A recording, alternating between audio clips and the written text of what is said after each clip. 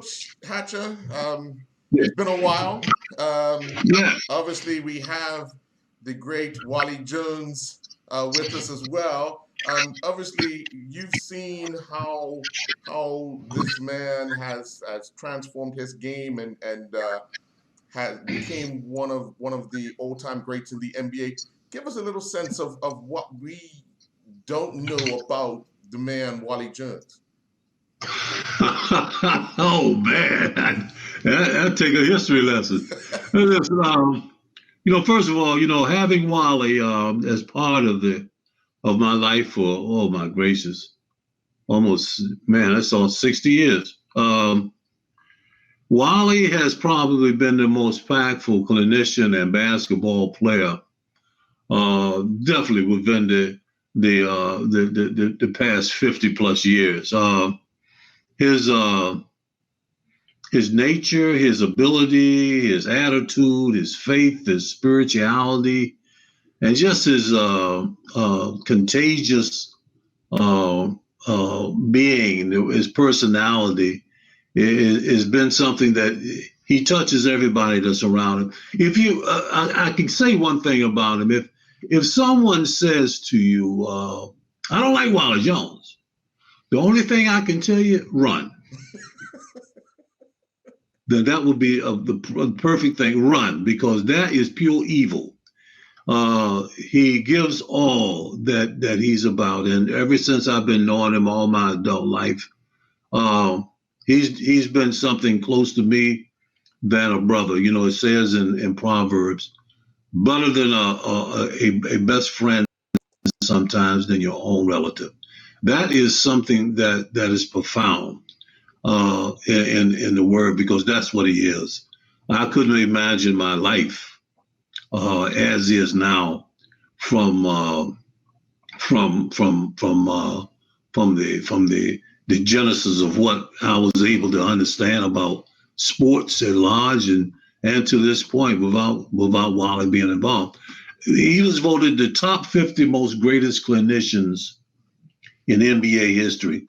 Top 50, one of the greatest clinicians in NBA history. That speaks for itself, and that came from one of the top 50 of the greatest basketball players ever, and that's Bob Lanier. And of course, his relationship and what he's done to change the game of basketball off the court is just as impactful as what he's done on the court. Being the point guard for the greatest team in the first 50-year history of the NBA is a tremendous feat within itself. But to be hailed as one of the most impactful players in history, not just on the court but off the court, that speaks for itself. My life has been a better with knowing Wally, and I don't think my life would ever have been anywhere close to where it is right now without him. He's everything that I could want in a friend or a relative. That shows you how much he's meant to my life. And as far as knowing, he's a Pied Piper. He's a blessed man, but his calling has never been to Wally's never ever belonged to himself. Yeah. And that's something to be said, because God put him here for others and to make this world a better place. Well, let me ask Wally. Wally, you came through an era where there was so much going on in the sport of basketball. How did you adjust your style and what you wanted to accomplish for not only yourself but your family in the sport of basketball? Yeah. Well, it actually stems from my father, who's 103, and my activist in Philadelphia. And one of the things I like to piggyback on what Chuck said is that a statement he used to tell me, he's my brother. Yeah. With today's climate, people don't realize there's no religion or no race. It's the human race. So my ministry as an Aquarius Valentine's Day, I'm a humanitarian. So those things are embedded in me from my Creator to be humane. So if I could do anything to educate the human race, especially youth, my ministries work with young people to encourage them to be whatever they could be, to be the best they can be. So part of that stems from my father and my grandfather, who's a Mason also. These guys taught me being a master builder is to be able to build the young people in your community. So that's where it stems from my father and my grandmother. Brother Jones.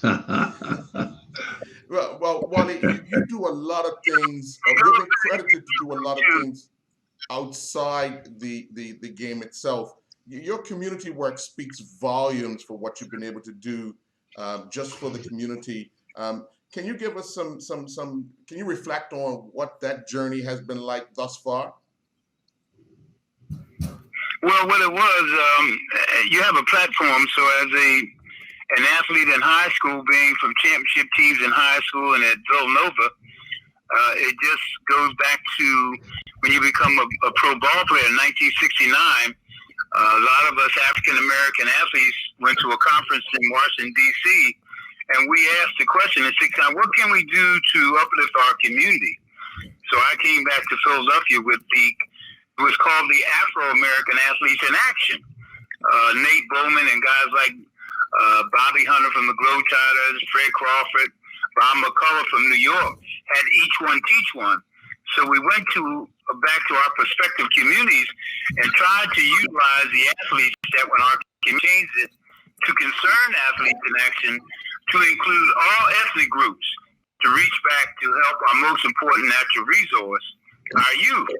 And at the time, there were so many gangs in Philadelphia, that's where we really focused our energies to stop the gang violence. And that's sort of our mission. But after that, it caused a lot of problems with me because me announcing the chief of police, Rizzo, was a Gestapo. It was brutality. And I spoke out against it in 1970.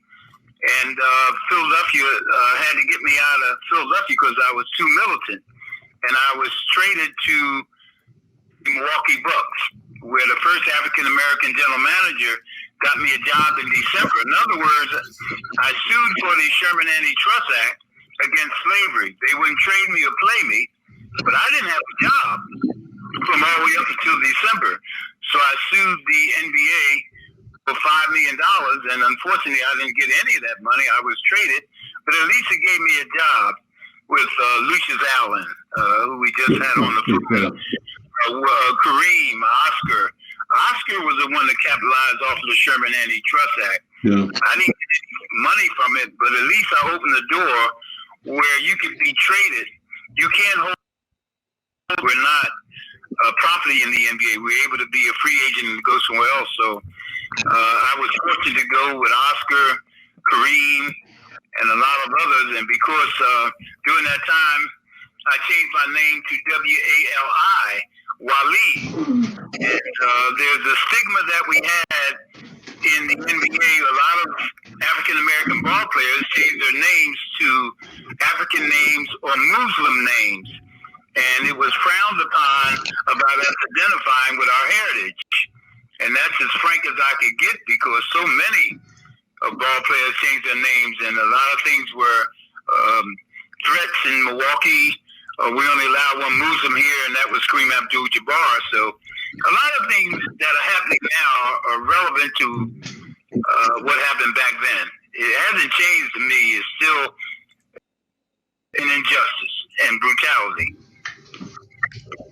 Well, Coach, you heard Wally there. Obviously, you also at the time you've got to make statements and kind of fight through a lot of the injustice battles as well. You recall your challenge?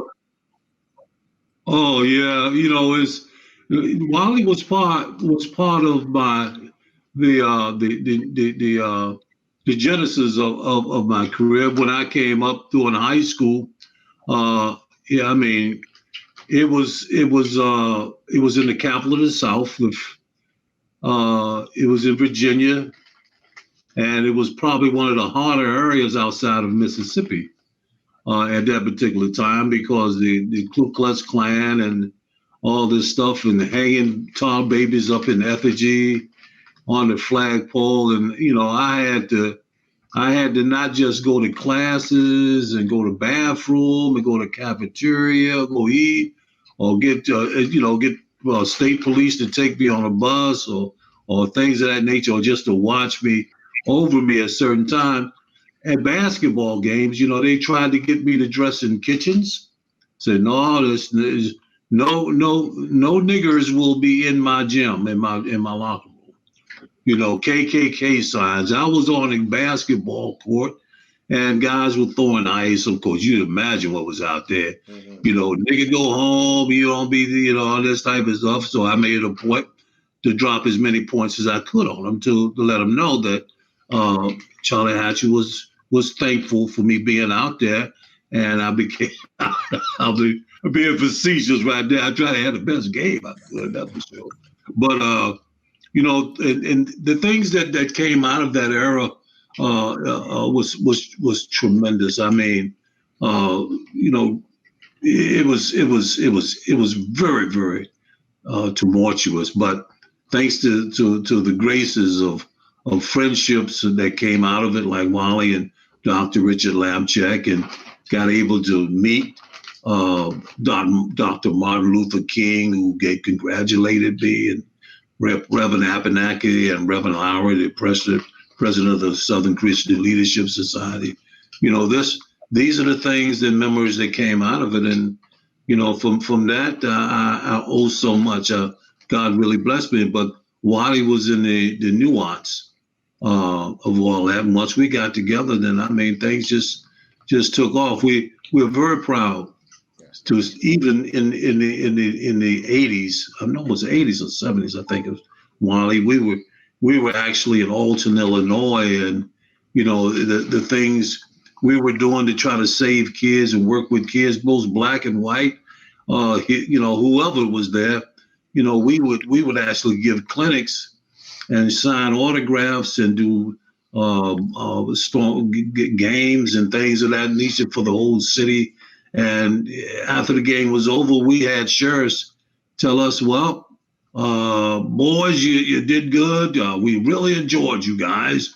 But now y'all got to get out of town. Sundown. Y'all going to have to leave. Wow. That was up until the 80s. Wow. So, we had some interesting. Let me ask you, Wally, what would you consider your proudest moment in your time during the NBA? Well, probably winning the World Championship, and we had a record of 68-13, but we beat the Golden State Warriors on their court. And I have 4 Hall of Famers on my team: Will Chamberlain, Chet Walker, Hal Gray, and Billy Cunningham. And I was fortunate to be the leading scorer in that game with 27. So there are memories about my playoffs, and I always felt it was time to shine when the pressure was on, and that's during the playoffs. That's where you make your name. Yeah. And throughout my NBA career and also my ABA career, because I played in the ABA with one of the greats, Moses Malone, and it was quite an experience to play against the Dr. J's and Gervins and those ball players that were in the ABA at the time. So I experienced 2 leagues and experienced 2 different types of games. The game today resembles the ABA when we played. Yeah. 3-pointers. The NBA didn't have a 3-point shot when I played, but they had in 1975 in Utah with the Utah Stars and all the other ABA teams. They had a 3-point shot, and that was that red, white, and blue ball. So I had a tremendous experience playing against some outstanding ball players and with some of the greatest. Oscar Robertson.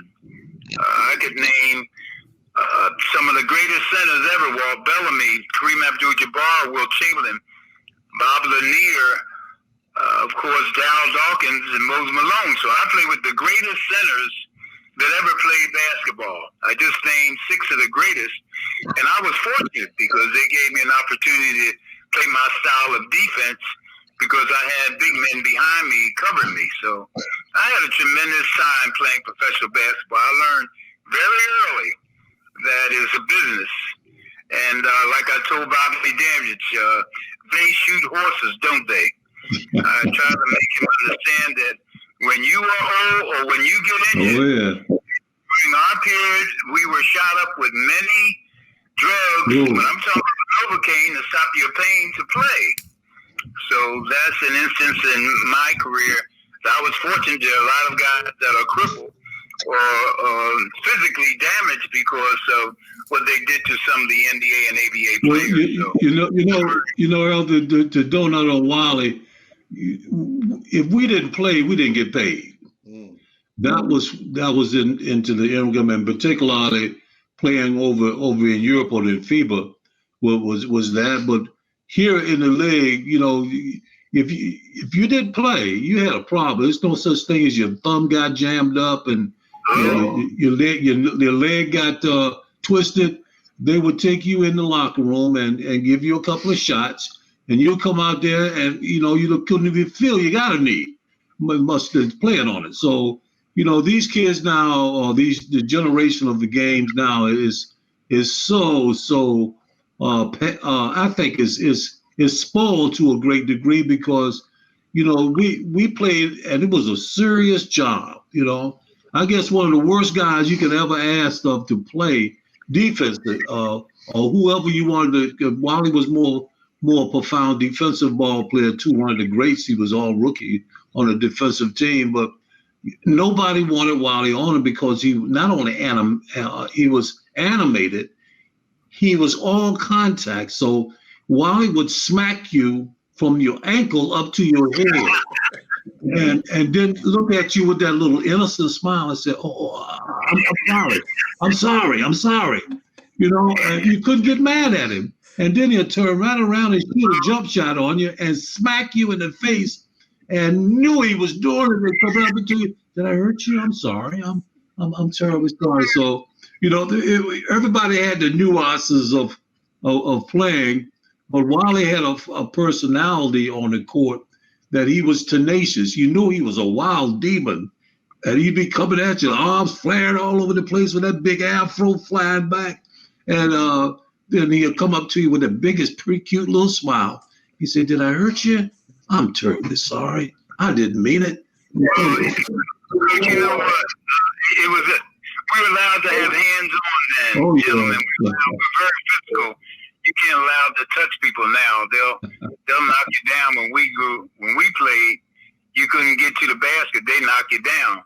But now you see them dunking and flying. It's just a different game. It's the entertainment, like I said. It resembles the ABA, where they come down and pull up on a fast break and they pull up for 3-pointers. Well, that's the way the game was in the ABA. Wide open game, schoolyard. Very entertaining. Very entertaining. What's your thoughts on the NBA starting back up? I know there's a lot of people skeptic about getting the thing started, but what's your thoughts, Wally? Well, I really think I'm concerned about the COVID-19. When I just saw some more football players in college that have been affected, tennis players, Djokovic and others over in Germany. I'm really skeptical. And down here in Miami, they have 4,000 new cases, and they're going to Orlando. So it seemed like it may be difficult. I know it will give them another opportunity to use that platform to play, to be on TV without fans. But what I'm concerned about is your health is your wealth. And no matter how much money you make, if these guys get this virus, like Rudy Gobert got it, Donovan Mitchell at Utah, when the reason why they closed it down, that's what I'm concerned about.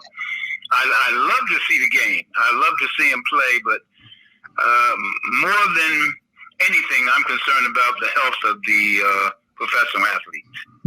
It has to do with quality as well. You want to give the fans a quality of basketball. If you take it serious, you want to be serious on the court. Because you bring your lunch every time you get out there. You know, that's the pride of making a living playing a child's game. And, you know, when you start talking, guys, about a potential deadly virus, then it's going to, the game is never going to be the same again, guys. I don't care to me, this is what I'm feeling and talking to some of the old guys, you know, Sam Jones and Ray Scott or all the other guys. This game is never going to be the same again because of this virus. This thing has really changed the face of sports and society. That's what's happening with this virus. And I don't see wherein things will ever quite be. Now, in a couple of years, they're saying that things may be a little bit better, but a couple of years in professional sports is a lifetime. Careers go very, very quickly. And, you know, this is something that is here. It's going to be adjusted to, and the entertainment of sports is going to always be there one way, shape, form, or fashion. But I don't see 20,000 people in a stands packed up next to each other, or 80,000 in a football stadium. I think that's going to be something that's going to be down the road for a while, because the next 2 years, I really, you know, you got to think about it logically. This virus ain't going nowhere.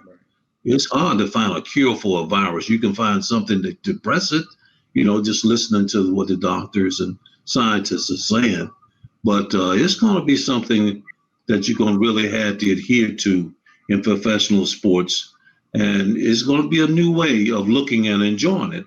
I don't see the days of packed stadiums and packed civic centers anytime soon. It's just sad to say, but that's the way it is. I mean, you know, I don't want to be facetious and be too out there in things that I want to say, but this thing is this. I call it I'm not going to get into political. I'm going to leave it alone. Well, we're also in the midst of the struggle with the Black Lives Matter movement as well. Virtual. This virus. The two are two major things, because it's about survival. And you guys came up in an era where because of the color of your skin, it was survival in many ways, not just abuse from the police. It was from many sectors across the board. So Wali, let me ask you your opinion on how athletes should be addressing, or you as an athlete or a former athlete, how you would be addressing this particular Black Lives Matter movement right now. Well, the protest itself is one thing. When the interview that I had with Channel 8 in Richmond was the fact, she asked me, well, what do you think should happen now, since they're protesting and they're walking all over the world? The main thing to me is voting in your municipalities, your local areas where you vote for legislation to be changed. But that's the main thing that I would emphasize. And I like what LeBron is talking about doing in reference to registration, because we have to get this administration out, because they're teaching hate. And when you say intelligence, we don't want what is happening. They're insulting our intelligence, what this man is doing in the top seat in our society. He's preaching division. So as long as these monthly ethnic groups are out protesting, I would recommend those millenniums to go to their local municipalities and vote for people who are in that are going to help change policy, the inequality, police reform. That's what I see. Yeah, vote. That's basically it. And it's not just at the top. It starts within your own city, your own municipality. Hey, police are affected within neighborhoods. Police are effective within cities. Police are effective within states. So therefore, the change starts right there. Change it. Vote out who you want out and vote in who you want in. So therefore, it starts right there, the genesis of where you live, then go up. And don't try to get up there, and then, of course, when it gets up to the higher echelon of government or lawmaking, then be a part of that as well. But start low. Start where it starts, right there in your own municipality, your own city, and just vote.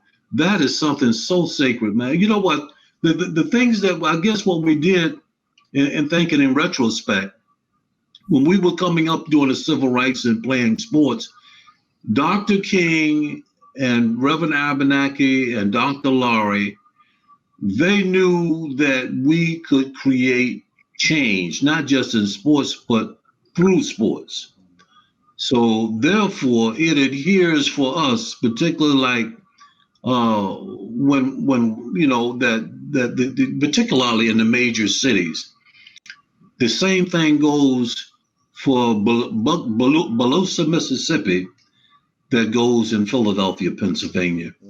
So therefore, the same racism is there. So therefore, if you want change, you got to vote change out, because that's the only way you can do it civilized, you know, and not without going through this tumultuous division of racial baiting that's being done in Washington, D.C. right now, guys.